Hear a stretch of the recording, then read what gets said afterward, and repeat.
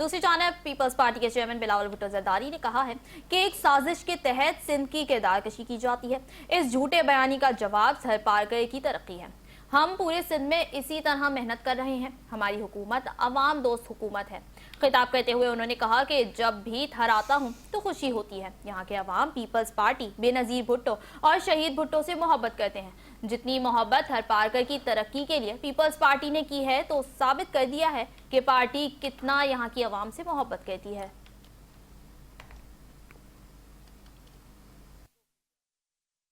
اس بہانے پہ کہ سندھ حکومت نے کچھ نہیں کیا، چھوٹے صوبے نے کچھ نہیں کیا، اب سارے اختیار، اب سارے وسائل جو ہے وہ واپس اسلام آباد کو دیا جائے۔